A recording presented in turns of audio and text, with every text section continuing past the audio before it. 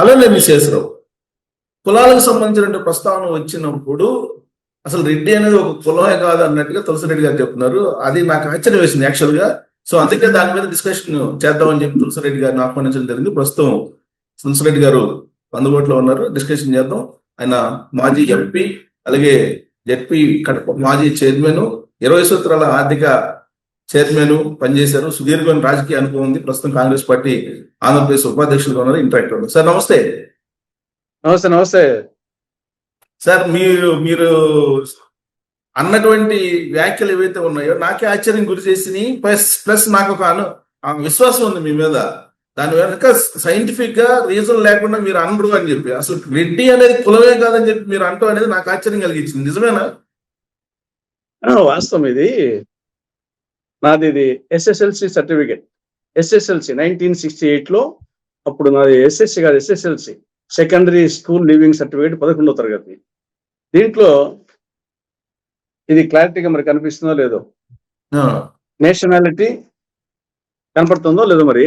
కనిపిస్తుంది సార్, కొంచెం కనిపిస్తుంది. నేషనాలిటీ ఇండియన్, రిలీజన్ హిందూ, కాపు. రిలీజియన్ హిందూ, కాపు. హిందూ పక్కన కాపు. కాబట్టి పేరులో తులసిరెడ్డి గాని క్యాస్ట్ వచ్చేసి కాపు. ఈవెన్ నేను ఉండే వీధి పేరు కూడా కాపు వీధి. ఈవెన్ నేనే కాదు, మొత్తము మరి తెలంగాణ గురించి నాకు పూర్తి తెలియదు కానీ ఆంధ్రప్రదేశ్ సంబంధించిన వరకు నీలం సంజీవరెడ్డి కాపు, కోట్ల విజయభాస్కర్ రెడ్డి కాపు, రాజశేఖర రెడ్డి కాపు. కన్వర్టెడ్ క్రిస్టియన్ కానీ అది మామూలుగా సర్టిఫికేట్ ప్రకారం వచ్చేసి రాజశేఖర రెడ్డి కాపు, జగన్మోహన్ రెడ్డి కాపు, కిరణ్ కుమార్ రెడ్డి కాపు, నెదిరిమల్లి జనార్దన్ రెడ్డి కాపు, బ్రహ్మాంతి రెడ్డికి తెలియదు కానీ బ్రహ్మాంతి రెడ్డికి నాకు తెలిసి ఆయన కూడా కాపే. ఇక రాయలసీమ, నెల్లూరు ప్రకారం ఈ ప్రాంతం అంతా రెడ్లు అని అనుకునే వాళ్ళందరూ, అంటే మిగతా క్యాస్ట్ కూడా రెడ్లు ఉన్నారు.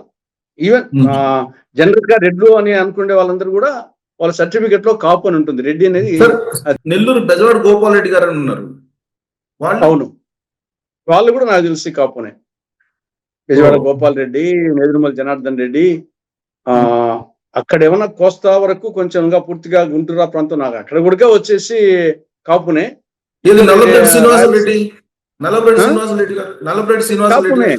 కాపునే వీళ్ళందరూ కాపునే. నీలం సంజీవ్ రెడ్డి కాపు.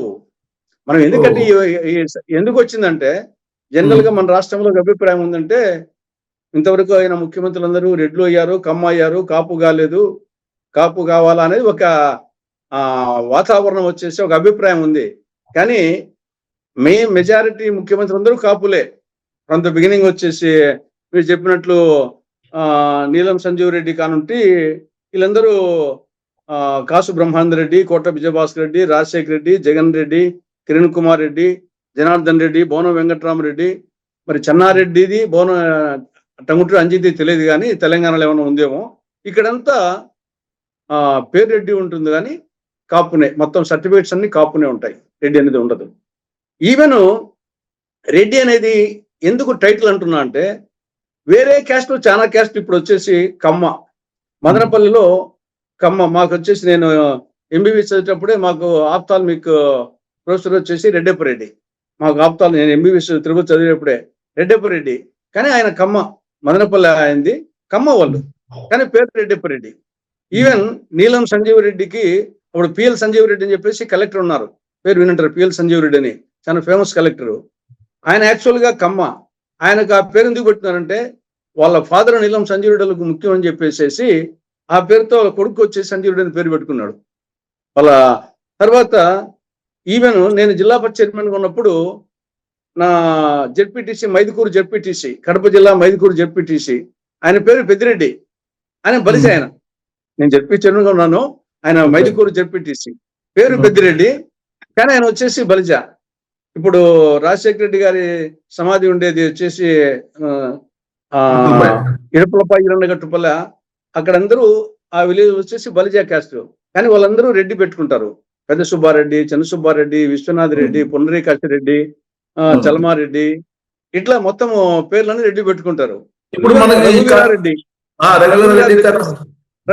వచ్చేసి కురబా.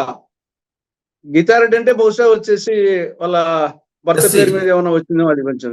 కానీ ఇక్కడ ఈవెన్ ఇప్పుడు యురేనియం కడప జిల్లాలో యురేనియం ప్లాంట్ ఉంది కదా, అక్కడ తుమ్మలపల్లి, తర్వాత రాచకుంటపల్లి, అక్కడంతా యాదవ, కురబ వాళ్ళందరూ రెడ్డి పెట్టుకుంటారు. కాబట్టి రెడ్డి అనేది కాపులు పెట్టుకుంటారు, బీసీలు పెట్టుకుంటారు, బలిజా పెట్టుకుంటారు, కమ్మా పెట్టుకుంటారు, ఎవరైనా పెట్టుకోవచ్చు. ఈవెన్ ఎస్సీలు కూడా పెట్టుకోవచ్చు. వచ్చేసి కృష్ణమాదికి బదులు కృష్ణారెడ్డి పెట్టుకోవచ్చు. ఇప్పుడు ఈయన ముద్రగడ పద్మనాభం పెట్టుకున్నాడు కదా, ఇప్పుడు పద్మనాభ రెడ్డి అని చెప్పేసి అలా ఎవరైనా పెట్టుకోవచ్చు. అది దానికి ఏం పేరుకు ఇబ్బంది ఏం లేదు. పేరు అంటే ఒకటి సార్, మీకు చారిత్రక నేపథ్యం కూడా మీకు అవగాహన ఉంటుంది కాబట్టి రెడ్డి అనేది అసలు కులం లేదంటారా, లేదంటే ఎవరైనా రెడ్డి పెట్టుకుంటే వాళ్ళు అదే కులం అంటారా? నో సర్టిఫికెట్లు ఏముంటే అదే రెడ్డి సర్టిఫికెట్లు. నాకు తెలిసి మరి ప్రాచీన కాలంలో ఏముందో కానీ నా జనరేషన్ కానీ మా నాన్న జనరేషన్ కానుంటి మా బిడ్డలకు కూడా మేము వచ్చేసి కాపునే పెట్టింది. నాకు ఇద్దరు డాక్టర్స్ వాళ్ళ సర్టిఫికేట్ కాపునే. మా బిడ్డల సర్టిఫికేట్ కాపు ఉంటుంది, నా సర్టిఫికేట్ కాపు ఉంటుంది, మా నాన్న సర్టిఫికేట్ లో కాపు ఉంటుంది. అంతకుముందు నాకు తెలియదు. కాబట్టి ఇది కాపు అనేది ఏమంటే ఫార్మింగ్ కమ్యూనిటీ, వ్యవసాయం చేసే వాళ్ళు అనేది జనరల్ గా ఇక్కడ కాపోళ్ళు అంటారు. వాళ్ళు కాపోళ్ళు అంటే వ్యవసాయం చేసే వాళ్ళని అర్థం, అంతే. కాపు బీది కొంత వ్యవసాయం చేసే వాళ్ళకి ఎద్దులు ఆ టైప్ ఉంటది. కాబట్టి ఈడ కాపు అనేది మెయిన్ గా ఫార్మింగ్ కమ్యూనిటీ, ఎవరు చేసినా వాళ్ళందరికీ కాపు ఆ టైపు వచ్చినట్టు ఉంది. ఈ రెడ్డి అనేది ఒక టైటిల్ చెప్పినట్టు ఎవరైనా పెట్టుకోవచ్చు. ఈవెన్ రావు కూడా, రావు వచ్చేసి అది కూడా టైటిలే. ఇప్పుడు పివి నరసింహారావులో రావు ఉంది, ఎన్టీ రామారావులో రావు ఉంది, జలగ వెంగళరావులో రావు ఉంది. కానీ వాళ్ళ క్యాస్ట్ అది కాదు కదా. పివి నరసింహారావు బ్రాహ్మణ్ అవుతాడు, వెంగళరావు గారు ఏమో వెలం అవుతారు, ఎన్టీ రామారావు గారు ఏమో కమ్మ అవుతారు. కానీ ముగ్గురు పేర్లలో రావు ఉంది. కాబట్టి ఈవెన్ కేసీఆర్, కల్వకుంట్ల చంద్రశేఖర్ రావు, వెలం రావు ఉంటుంది. కాబట్టి పేరుకు కులానికి సంబంధం ఉండదు. ఎవరైనా ఏ పేరు పెట్టుకోవచ్చు. సర్టిఫికెట్ లో ఏముంటుందో అదే ప్రామాణికం. కాబట్టి రాయలసీమ ప్రాంతంలో ఈ రెడ్లు అనుకునే వాళ్ళందరూ వాళ్ళ సర్టిఫికెట్ ప్రకారము కాపులే. దాంట్లో మీరు చెప్తున్న దాని ప్రకారం కాపు రెడ్లు ఒకటేను అని అంటారా? ఒకటేను కూడా కాదు. రెడ్లు వచ్చేసి ఇప్పుడు యాదవ్లో రఘువీరారెడ్డి వచ్చేసి పెట్టుకున్నారు కదా, అదే విధంగా బలిజోలు పెట్టుకుంటారు కదా, కమ్మోళ్ళు పెట్టుకుంటారు కదా.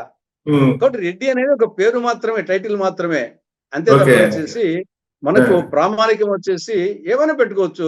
యాక్చువల్ గా మా పూర్వీకులు వచ్చేసి మా నాయన పేరు నారాయణ రెడ్డి, మా పేరు మా నాయన పేరు ఆయన పేరు వీరారెడ్డి, కానీ వీరారెడ్డి అంటారు అనేవాళ్ళు కాదు. ఆ కాలంలో వీరయ్య గారి నారాయణ రెడ్డి కొడుకు తులసిరెడ్డి అనేవాళ్ళు. వీరారెడ్డి కూడా అనేవాళ్ళు కదా. మా అబ్బను వీరయ్య పేరుకేమో వీరారెడ్డి, కానీ పిలిచేది వీరయ్య అని పిలిచేవాళ్ళు. వీరయ్య గారి నారాయణ రెడ్డి కొడుకు తులసిరెడ్డి అని పిలిచేవాళ్ళను చిన్నప్పుడు. కాబట్టి ఇది పేరు అనేది మనం దాన్ని ప్రామాణికంగా తీసుకోవాల్సిన అవసరం లేదు. సర్టిఫికెట్ సరే, పేరైతే ఓకే, మీరు అన్నట్టు పేరైతే ప్రామాణికంగా తీసుకోవడం అవసరం లేదు. మరి సర్టిఫికేట్లోనేమో కాపు అని ఉంది. మరి కాపుని కులం కింద పరిగణించాలా డైరెక్ట్ గా అందరినీ? అంతే. కాపు కులమే. ఇప్పుడు మనకు ఎస్టీ, ఎస్సీ, బీసీ, ఓసీ ఇది మనకు ఉండే దాంట్లో. ఎస్టీ కింద మనం వచ్చేసి దాదాపు ఒక 30-40 మళ్ళీ ఉపకులాలు ఉన్నాయి. అదేవిధంగా ఎస్సీ కింద మాలా, మాదిగ, రెల్లి అట్ట 65 ఉపకులాలు ఉన్నాయి. బీసీ కింద 141 ఉపకులాలు ఉన్నాయి. అదేవిధంగా ఓసీ కింద బ్రాహ్మణ, వైశ్య, క్షత్రియ, కమ్మ, వెలమ, కాపు, తెలగ, బలిజ, ఒంటరి, ఇవన్నీ ప్రధానమైనటువంటి ఓసీ కింద. అంటే వీళ్ళకి రిజర్వేషన్స్ లేనోళ్ళు బ్రాహ్మణ, వైశ్య, క్షత్రియ, కమ్మ, వెలమ, కాపు, తెలగ, బలిజ, ఒంటరి, ఇవన్నీ క్యాస్ట్ కింద వస్తాయి. ఆ క్యాస్ట్ కింద రెడ్డి లేదు, ఓన్లీ ఇవే వచ్చేది: కాపు, తెలగ, బలిజ, ఒంటరి. అదేవిధంగా కమ్మ, వెలమ అంటే వెలమ, ఓసి వెలమ. ఇప్పుడు వెంగళరావు, కేసీఆర్ ఓసి వెలమ వస్తారు. అదే మళ్ళా బీసీ కుప్పల వెలమ, ఇది పోలనాటి వెలమ. ఇప్పుడు అచ్చెన్నాయుడు వాళ్ళు ఉన్నారు, రామనాయుడు వాళ్ళు బీసీ వెలమ, వాళ్ళు ఓసీ కింద రాదు, బీసీకి వస్తారు. కుప్పల వెలమ బీసీకి వస్తుంది. అదేవిధంగా కాపు ఓసీకి వస్తుంది, మున్నూరు కాపు బీసీకి వస్తుంది, తూర్పు కాపు బీసీకి వస్తుంది. ఇప్పుడు శ్రీకాకుళం విజయనగరం ప్రాంతంలో తూర్పు కాపు అది బీసీ కాపు. అదే కాపు వచ్చేసి కాపు అనేది ఎక్కడున్నా కానీ ఓన్లీ కాపు అని ఉంటే మాత్రం ఓసీకి వస్తుంది. అదే తూర్పు కాపు ఉంటే బీసీకి పోతుంది, మున్నూరు కాపు బీసీకి పోతుంది. అదే మరి ఇవన్నీ కొండరెడ్డి ఇవన్నీ ఏంటి ఉపకులాల కింద తీసుకోవాలా లేదంటే కాపు లేదు, కింద క్యాస్ట్ కిందనే, ఉపకుల క్యాస్ట్ కిందనే. ఓకే. అది క్యాస్ట్ అనమాట. ఈవెన్ మాల అనేది క్యాస్ట్, మాదిగ అనేది క్యాస్ట్. అది ఉపకులం ఏం కాదు వచ్చేసి. ఓవరాల్ గా ఎస్సీ మాల, ఎస్సీ మాదిగ, ఎస్సీ రెల్లి. అవును. నేననేది అది కాపుల విషయంలో మీరు చెప్పారు కదా, మున్నూరు కాపు అని ఇలా రకరకాల కాపులు చెప్పారు కదా. దాంట్లో బలిజలు తర్వాత వీళ్ళందరూ కలిసి కాపుల కింద వస్తారా లేదంటే వేరు వేరు క్యాస్ట్లా? ఏ దానికి అది సెపరేటే. కాపు కాపే, తెలగ తెలుగే, బలిజే బలిజే, ఒంటరి ఒంటరే, కమ్మ కమ్మే, వెలమ వెలమే, బ్రాహ్మణ బ్రాహ్మణే, వైశ్య వైశ్యే, క్షత్రియ క్షత్రియే. అందరూ మోసి అనుకుంటే ఓకే, అందరూ మానవులు అనుకుంటే ఇంకా మంచిదే. ఇక్కడ ఇప్పుడు ఓసీలంతా మనంతా ఒకటే అనుకుంటే జనరల్ గా ఏముందంటే కాపు తెలగ బలిజ ఒంటరి అనే ఒక స్లోగన్ ఉంది. అవును. అది ఎలాబరేట్ చేస్తే ఓసీలంతా ఒకటి, అది ఇంకా ఎలాబరేట్ చేస్తే మానవులంతా ఒకటి, మొత్తం అనుకుంటే ఇంకా చాలా బ్రహ్మాండంగా ఉంటుంది ఆ ఫీలింగ్ వస్తే. ఆ ఫీలింగ్ అది రాకుండా పోయి ఇది డివిజన్ కోసం ఉపయోగించుకుంటున్నారు. అందరము సమైక్యం కోసం ఉపయోగించుకుంటే చాలా సంతోషము. ఇది సమైక్యత కోసం ఉపయోగించుకోవడంలే, దీన్ని వచ్చేసి ఓట్ల కోసం అనే యాంగిల్లో మేము ఇంతమంది ఉన్నాం అనే యాంగిల్ తీసుకుంటున్నారు. కాబట్టి అప్పుడు యాక్చువల్ గా చెప్పాల్సి వస్తుంది. ఇప్పుడు నేను ఇంకోటి ఏంటంటే సార్, ఈ మధ్యకాలంలో ఉత్తరగడ పద్మనాభరెడ్డి గారు ఏమన్నారంటే కట్టుబట్టలతో కాపుల్ని పంపించేస్తున్నారు అని చెప్పి అంబటి రాంబాబు గారు అరెస్ట్ సందర్భంగా అన్నారు. అంటే కాపు ఇప్పుడు ఎవరు కాపు కాదు. ఇప్పుడు అంబటి రాంబాబు ముగ్గురు కూతుర్లేమో ఆయనకు, ఇద్దరు కూతుళ్ళు, ఇద్దరు అల్లుళ్ళు కమ్మ. ఆయన ఇంట్లో ఆయన కొడుకులు లేరు, నేను చదివిన బట్టి కొడుకులు లేరు, ముగ్గురు కూతుళ్ళే. ముగ్గురు కూతుళ్ళు వచ్చేసి ఇద్దరు కూతుళ్ళకు వాళ్ళ భర్తలు వచ్చేసి కమ్మ. దాని ఏమన్నా ఇంకా వాళ్ళ కుటుంబంలో లేదన్నప్పుడు దేనికి వచ్చేసి ఇప్పుడు అదే విధంగా వంగబెట్టి మోహన్ రంగా సతీమణి వంగబెట్టి రత్నకుమారి ఏ కాస్ట్యూమ్. తర్వాత ఈవెన్ నేను రెడ్డి, నా మిస్సెస్ వచ్చేసి తమిళియన్. నేను రెడ్డి, నా మిస్సెస్ వచ్చేసి ఆవిడ మొదలయ్యారు తమిళియన్. కాబట్టి ఇవన్నీ ఒక విశాల దృక్పథంతో ఆలోచిస్తే ఇవన్నీ వేమన ఎప్పుడో చెప్పాడు. కులము గలవారు, గోత్రంబు కలవారు, విద్య చేత విర్రవీగువారు, పసిడి కల్గువాని బానిస పొడుకులు విశ్వదాభిరామ వినరవేమ. కులము లేనివాడు కలిమిచే వెలయును, కలిమి లేని నాడు కులము దిగును, కులము కన్న ఎన్న కలిమి ప్రధానంబు విశ్వదాభిరామ వినరవేమని 350 సంవత్సరాల క్రితమే నేను ఈ సమాజాన్ని శాసించేది కలిమి గాని కులము కాదని చెప్పేసి, ఇప్పుడు కాదు ఎప్పుడో 350 సంవత్సరాల క్రితమే చిన్న పద్యాల్లో చాలకలతో కొట్టినాడు. కానీ అది చాలా బాగుంది. వేమన శతకాలు చదివితే మొత్తం తెలిసిపోతుంది, జ్ఞానం అంతా వచ్చేస్తుంది. కానీ జగన్మోహన్ రెడ్డి గారు ఈ ఇష్యూల్ని కుల ప్రాతిపదికన చూస్తున్నారు కదా. కాపులను అరెస్ట్ చేస్తున్నారు, లేదంటే జోగి రమేష్ ని బీసీలను అరెస్ట్ చేస్తున్నారు, ఈ కోణంలో తీసుకెళ్తున్నారు కదా. అది కరెక్ట్ కాదు. ఎవరు తీసుకున్నా, జగన్మోహన్ రెడ్డి తీసుకుపోయినా, నేను తీసుకొచ్చినా, మీరు తీసుకొచ్చినా, ఇంకోరు తీసుకొచ్చినా, అసలు ఒక నాయకుడు అనేవాడు, ఒక పార్టీ అనేవాడు అందరి వాడుగా ఉండాల. ఒక పార్టీ అందరి పార్టీ, అది వచ్చేసి అదే విధంగా నాయకుడు అందరి వాడుగా ఉండాల. కొందరి పార్టీగా మారితే తాత్కాలికంగా ఏదోలకు మేలు కలగవచ్చునేమో కానీ అది లాంగ్ రన్ లో వచ్చేసి నష్టం జరుగుతుంది. ఒక పార్టీ నాయకుడు వచ్చేసి నేనే ఉన్నాను, ఈయన రెడ్డి పిచ్చి ఎక్కువగా ఉందంటే మిగతా వాళ్ళందరూ దూరం అవుతారు. నాకు ఎంతమంది ఉంటారు రెడ్లు? ఈవెన్ మెజారిటీ ఉండే నియోజకవర్గాల్లో కూడా 20-25% కంటే ఉండరు.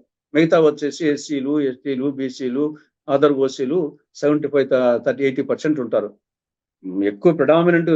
కాబట్టి ఈయన రెడ్డి పిచ్చి రేపు వచ్చేసి టీడీపీ తరఫున రెడ్డి నిలబడతాడు, వైకాపా తరఫున రెడ్డి నిలబడతాడు.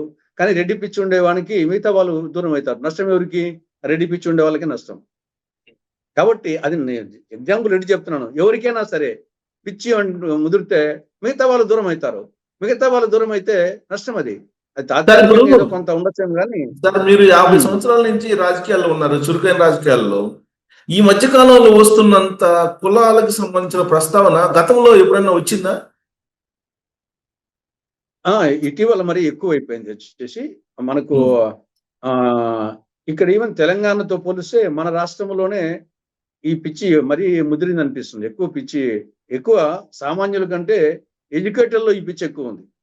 రాజకీయ నాయకుల్లో ఎడ్యుకేటర్లో సామాన్యుల్లో వచ్చేసి ఏ నాయకుని వాళ్ళ పక్కన వాళ్ళు చూసినా కానీ అదర్ క్యాస్ట్ ఉంటారు. ఒక నాయకుని పిఏ కానీ పిఎస్ కానీ వాళ్ళ అటెండర్ కానీ డ్రైవర్లు కానీ చూస్తే వాళ్ళందరూ రకరకాల కులస్తులు ఉంటారు. సపోజ్ నేను ఒక కాపు నాయకుడు, నేనే ఉన్నాను. నా డ్రైవర్ వచ్చేసి వినయ్ బలిజ క్యాస్టు, నా పిఏ వచ్చేసి ఉత్తన్న బీసీ క్యాస్టు.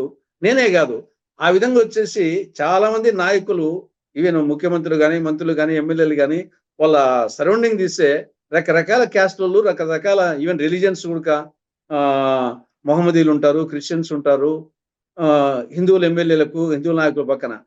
అవన్నీ మన దినచర్య అంతా స్టార్టింగ్ మన అందరితో కలిసి ఉంటుంది. కానీ అది ఎందుకో వచ్చేసి ఆ పిచ్చి తెలియకుండా ఎడ్యుకేటర్లు ఇటీవల ఎక్కువైపోయి, రాజకీయ నాయకులు ఎక్కువైపోయి దీన్ని ఓట్ల యాంగిల్లో చూస్తున్నారు.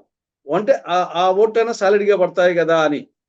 ఆ ఓట్లు సాలిడ్గా పడతాయి అనే నేపథ్యంలో అది తాత్కాలికంగా బెనిఫిట్ ఉండొచ్చు, కానీ తర్వాత వచ్చేసి అది లాంగ్ రన్ లో వచ్చేసి నష్టం కలిగిస్తుంది అనేది చాలా మంది అర్థం చేసుకోకుండా ఆ షార్ట్ రన్ బెనిఫిట్ కోసం వచ్చేసి ప్రాకులాడుతూ సమాజంలో ఇది ఎట్లుంటుందంటే, ఇప్పుడు ఈవెన్ రెడ్డి క్యాస్ట్ కాకుండా కానీ ఇద్దరు రెడ్లే కంటెస్ట్ చేస్తారనుకున్నాం.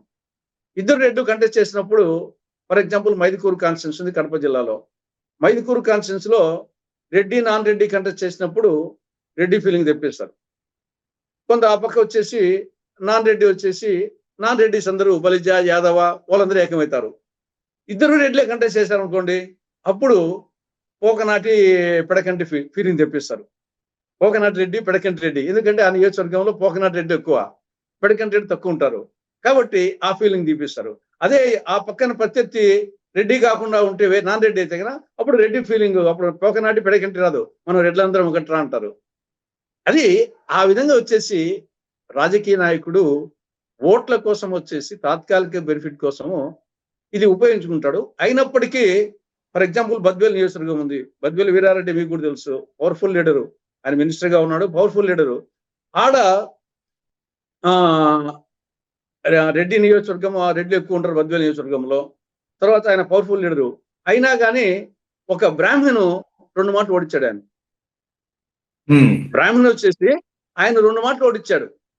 ఎందుకు ఓడించాడంటే ఈ రెడ్డి ఫీలింగ్ ఎక్కువైతేకల్లా నాన్ రెడ్డిస్ అందరూ బలిజ బీసీలు మిగతా అందరూ వచ్చేసి బ్రాహ్మణ్ వచ్చేసి ఆడ 0.01% కూడా లేరు, 0.01% కూడా లేరు. అటువంటిది 20 to 30% రెడ్డిస్ ఉండే నియోజకవర్గంలో పవర్ఫుల్ లీడర్ను ఒక బ్రాహ్మణ్ ఓడించారంటే శివరామకృష్ణయ్య అని. కారణం వచ్చేసి ఈ ఫీలింగ్ ఎక్కువైతేకల్లా మిగతా లేకమవుతారు. కాబట్టి ఎవరికైనా నష్టం వచ్చేసి అది సమాజానికి మంచిది కాదు, పార్టీకి మంచిది కాదు, లీడర్కు మంచిది కాదు. ఇప్పుడు మనం పుట్టినప్పటి నుంచి పుట్టేటప్పుడు చేసే కార్యక్రమాల దగ్గర నుంచి శుభకార్యాల దగ్గర నుంచి చావు కార్యక్రమాల వరకు అన్ని క్యాస్ట్లు ఉంటే చేస్తుంటారు. అంతే, ఎవరి క్యాస్ట్ కి సంబంధించి ఆ క్యాస్ట్ ఇవాళ కూడా దహనం చేసేటప్పుడు ఎవరు చేస్తారు, తర్వాత గంట కొట్టేటప్పుడు శంకు ఊదేటప్పుడు రకరకాల క్యాస్ట్ తోటి చేస్తుంటారు కదా. అంతే కదా. అందరు కానీ ఈ రాజకీయ నాయకులు సార్ ఇప్పుడు కేవలం రాజకీయాల కోసమే కులాలు చిచ్చు రేపుతున్నారా? అంతే, 100% వచ్చేసి రాజకీయం కోసమే తప్ప. మనకు దానవీర సూర్యకర్ణలో అది ఒక్కటి చాలు. దానవీర సూర్యకర్ణలో ఎన్టీ రామారావు డైలాగ్స్ మొత్తం కురువంశం చరిత్ర తీసుకుంటే దేవనర్తకి ఊర్వశి కుమారుడు వశిష్ఠుడు. తండ్రి ఎవరో తెలియదు, వశిష్ఠుని తండ్రి తెలియదు, తల్లి మాత్రమే తెలుసు దేవనర్తకి ఊర్వశి, తండ్రి తెలియదు. కానీ అటువంటి వశిష్ఠుడు మహర్షి. వశిష్ఠుని భార్య అరుంధతి మామూలు క్యాస్ట్ పరంగా చూస్తే ఎస్సీ, కానీ వశిష్ఠుడు అరుంధతి వచ్చేసి పతివ్రత. ఇప్పుడు పెళ్లిళ్ళలో వచ్చేసి అరుంధతి నక్షత్రాన్ని చూపిస్తుంటారు బ్రాహ్మణులు. కానీ వశిష్ఠుని కులమేది, వాళ్ళ నాయన కులమే తెలియదు కాబట్టి, వాళ్ళ నాయన పేరు తెలియదు కాబట్టి ఆయన కులం తెలియదు. వశిష్ఠునికి అరుంధతికి పుట్టినవాడు శక్తికి చండాలాంగికి పుట్టినవాడు పరాశర మహర్షి. పరాశరుడుకు మత్స్యగంధికి పుట్టినవాడు వ్యాస మహర్షి. వ్యాసునికి అంబాలికకు పుట్టినవాడు పాండురాజుకు కుంతికి పుట్టినవాడు అర్జునుడు. అర్జునుడికి సుభద్రకు పుట్టినవాడు అభిమన్యుడు. అభిమన్యుడికి ఉత్తరకు పుట్టినవాడు పరీక్షిత్ మహారాజు. ఈ క్యాస్ట్ ఏ క్యాస్ట్ అని చెప్పాలి ఇప్పుడు? పాండవులది ఏ కులం అని చెప్పాలా, అర్జునుది ఏ కులం అని చెప్పాలా, వశిష్ఠునిది ఏ కులం అని చెప్పాలా? తండ్రే తెలియదు పితృస్వామ్య సమాజంలో. కాబట్టి ఇవన్నీ అనుకుంటే ఈవెన్ నేనే ఉన్నాను, మా నాయన పేరు తెలుసు, మా నాయన పేరు తెలుసు. అంతకుముందు వచ్చేసి హనుమంత్ రెడ్డి అని నాకు తెలుసు. 3 తరాల వాళ్ళకి తెలుసు. మా నాన్న పేరు నారాయణ రెడ్డి, మా అబ్బాయి పేరు వీరారెడ్డి, వాళ్ళ నాయన పేరు హనుమంత్ రెడ్డి. అంతకుముందు నాకే తెలియదు. కొందరికి 3వ తరం కూడా తెలియదు. 2 తరాలు వాళ్ళ నాయన పేరు అబ్బాయి పేరు తప్ప 3వ తరం పేరు కూడా తెలియదు. అంటే మీ యొక్క వంశవృక్షమే నీకు తెలియనప్పుడు, నీ యొక్క వంశవృక్షమే తెలియనప్పుడు నీకు కులవృక్షం ఏం తెలుసు? నీకుగా నీ వంశవృక్షమే తెలియదు. నీ వంశవృక్షం తెలియనప్పుడు మీ ముత్తబ్బ ఏ కులమో తెలియనప్పుడు నాది వచ్చేసి ఏదో పర్ఫెక్ట్ నా కులం అని చెప్పేసి చెప్పుకునే దాంట్లో అర్థమేముంది? కాబట్టి ఈ సమాజం వచ్చేసి మనం ఇంత ఆధునిక యుగంలో అజ్ఞానం వైపు వెళ్తున్నాం అనే దానికి మీరు చెప్పిన నిదర్శనాలు ఇవన్నీ కూడా. అందరికీ బోధించి ప్రవచనాలు చెప్పేటువంటి చిన్నజీయ స్వామి లాంటి వాళ్ళు కూడా ఈ మధ్య మళ్ళీ కొత్త డైలాగులు తీసుకొచ్చాడు ఆయన. శివలింగం ఉంటే శ్మశానం ఉన్నట్టే, మీ ఇంట్లో శివలింగం ఉంటే శ్మశానం ఉన్నట్టే అంటాడు ఆయన. ఈ గొడవ ఏంటో అర్థం కావట్లేదు. మళ్ళా ఇప్పుడు కొత్తగా లేపాడు ఆయన. ఓవరాల్ గా వెరితలు వేస్తా ఉంది విజ్ఞానం వచ్చేసి, వెరితలు వేసి ఓవరాల్ గా. మొన్న నేను సునీత విలియమ్స్ అనుకుంటా అంతరిక్షం నుండి ఆవిడ ఈ యొక్క భూగ్రహాన్ని చూసినప్పుడు అసలు దేశాల సరిహద్దులు ఏంటి నాకు అర్థమే కావడం లేదు. నేను అంతరిక్షం నుండి చూసినప్పుడు భూమి నవగ్రహాల్లో సూర్యుడు సౌర కుటుంబంలో ఒక భూమి, ఒక గ్రహం సూర్యుడు చుట్టూ పరిభ్రమించేది. దీంట్లో మళ్ళా ఖండాలేంటో, దేశాలేంటో, దేశాల కోసం సరిహద్దుల కోసం యుద్ధాలేంటో నాకు పైనుండి చూస్తే చాలా బాధేసిందని చెప్పేసి చెప్పింది ఆవిడ. నిజం అది యాక్చువల్గా అనుకుంటే. పైకి పోయి చూస్తే ఒక చిన్నది యొక్క సౌర కుటుంబంలో సూర్యుడు చుట్టూ నవగ్రహాలు బుధుడు, శుక్రుడు, భూమి, కుజుడు, అంగారకుడు, బృహస్పతి, యురేనస్, నెప్ట్యూను, ప్లూటో. దీనికి సూర్యునికి భూమికి మధ్య దూరమే 15 కోట్ల కిలోమీటర్లు. ఇంకా లాస్ట్ ఉండే ప్లూటోకు సూర్యునికి మధ్య దూరం వచ్చేసి 450 కోట్ల కిలోమీటర్లు. ఇటువంటి ఒక సౌర కుటుంబం ఈ అనంత విశ్వంలో కొన్ని వేల కోట్లు ఉన్నాయంట. ఈ అనంత విశ్వంలో ఈ సౌర కుటుంబాలు లాంటివి కొన్ని వేల కోట్లు ఉన్నాయంట. ఇది అనంత విశ్వం, భగవద్గీతలో కృష్ణ భగవానుడు చెప్పినట్లు. కాబట్టి ఈ యొక్క అనంత విశ్వంలో సౌర కుటుంబం చిన్నదనుకుంటే, సౌర కుటుంబంలో భూగోళము మరీ చిన్నదనుకుంటే, ఆ భూగోళంలో ఒక ఖండం ఏంటి, ఒక దేశం ఏంటి, ఒక రాష్ట్రం ఏంటి, ఒక జిల్లా, నా భూమి, నా యొక్క పొలము. భగవద్గీతలో ఏం చెప్తాడు? ఈ రోజు నువ్వు అనుకున్నది, నువ్వు ఉన్న ఇల్లు కానీ నీ భూమి కానీ గతంలో ఎంతో మంది నాదనుకునే వాళ్ళే, రేపు తర్వాత ఎంతో మంది నాదనుకునే వాళ్ళే అని ఇవన్నీ అనుకుంటే మానవుడు వచ్చేసి తెలివి మీరే కొద్దీ అజ్ఞానం ఎక్కువైపోతుంది అనిపిస్తా ఉంది. కానీ చిన్న జియర్ లాంటి వాళ్ళు ఇప్పుడు సరే మిగతా వాళ్ళు ఎవరన్నా అన్నా కానీ ఓకే, జియర్ లాంటి వాళ్ళు ఆయన ఆదిశంకరాచార్యుడు వైష్ణవుడు అంటాడు, శివలింగం ఉంటే శ్మశానం అంటాడు. ఏంటి ఇది? ఆదిశంకరాచార్యుని వైష్ణవుడు మళ్ళా వైష్ణవ శైవం తీసుకొస్తున్నారా? ఇప్పుడు అన్ని మతాల్లో మనం చూస్తే ఈ యొక్క శైవులు వైష్ణవులకు 300 సంవత్సరాల పాటు భీకర యుద్ధం జరిగింది. ఇప్పుడు పల్నాటి యుద్ధం వచ్చేసి కేవలము నాయకురాలు నాగమ్మ బ్రహ్మనాయుడుకు జరిగింది. కేవలం వచ్చేసి రాజ్యం కోసం కాదు, శైవులు వైష్ణవులు. ఈవిడేమో శైవ మతం పల్నాటి నాగమ్మ, బ్రహ్మనాయుడేమో వైశ్యుడు. దానికి 300 సంవత్సరాల పాటు వాళ్ళిద్దరికీ కాదు ఆ యుద్ధం జరిగింది. పోనీ మిగతా మతాలు లేదా? ఇప్పుడు మనం చూస్తున్నాము మహమ్మదీయులు, ముస్లిమ్స్ లో షియాలు సున్నీలు కొట్టుకుంటా ఉన్నారు. వచ్చేసి షియాలు సున్నీలకు ఉన్నంత వైరుధ్యం వచ్చేసి మిగతా దేంట్లో అంతకన్నా ఎక్కువగా అన్నిటికంటే. తర్వాత క్రైస్తవుల్లో ప్రొటెస్టెంట్లు, క్యాథలిక్కులు, తర్వాత బౌద్ధ మతంలో హీనయానము, మహాయానము, జైన మతంలో దిగంబర్లు, శ్వేతంబర్లు. కాబట్టి ఇదంతా మరి ఈ యొక్క మతాలు లేని సమాజం లేదా? కొన్ని ఈ అన్ని మతాల్లోకెల్లా కొంత హిందూ మతము చాలా ప్రాచీనమైనది అనుకుంటాం.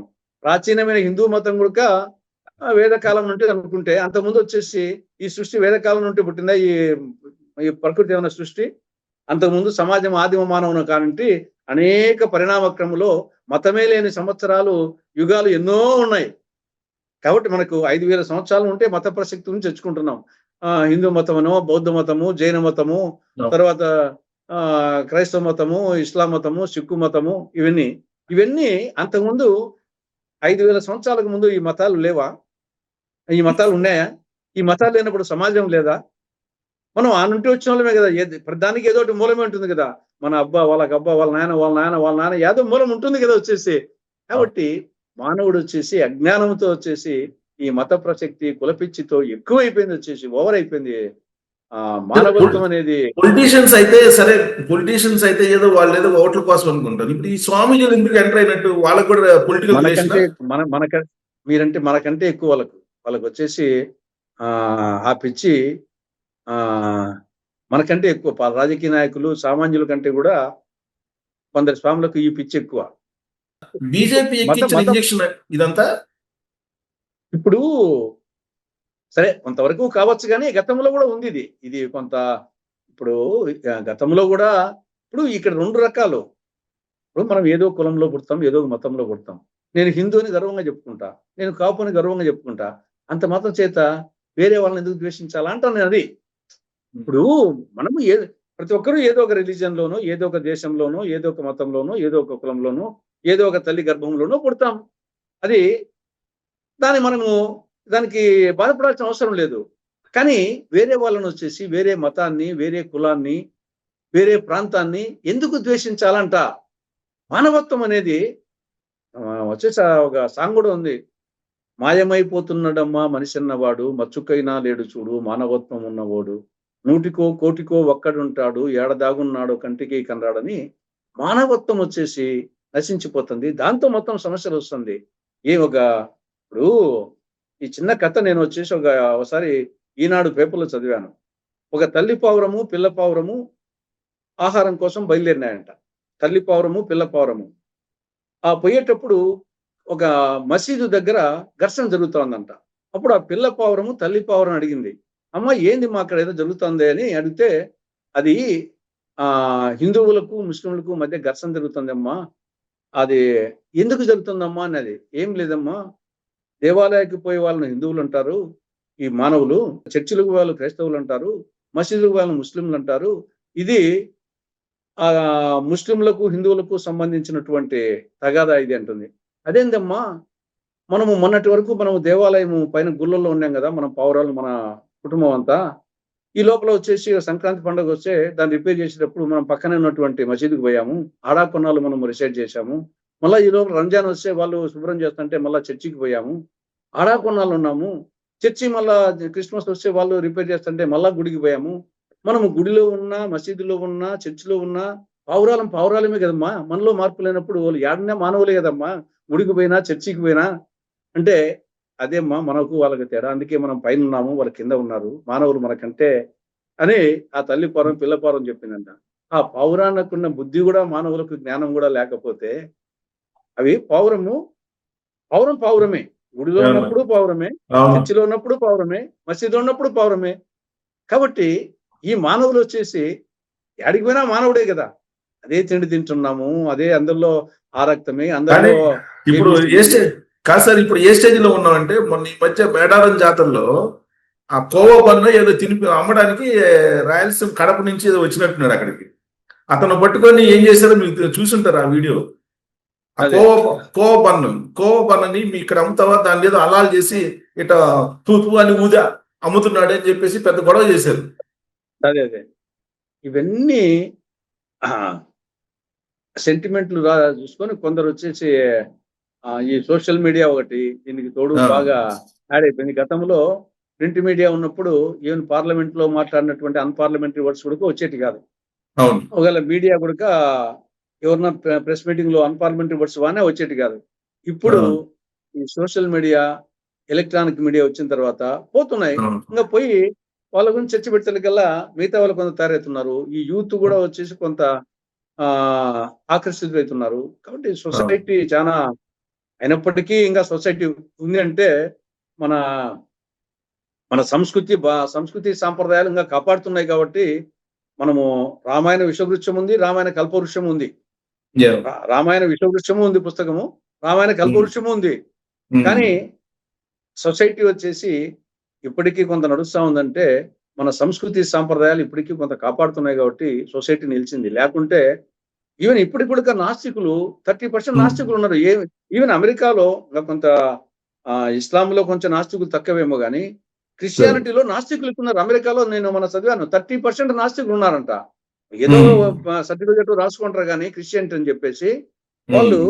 అదేవిధంగా హిందూ మతంలో కూడా పేరు ఇప్పుడు వచ్చేసి నా దాంట్లో నేషనాలిటీ ఇండియను, హిందూ, కాపు అని ఉంటుంది. కానీ మనమేం వచ్చేసి దాని ఆ పిచ్చేం లేదే.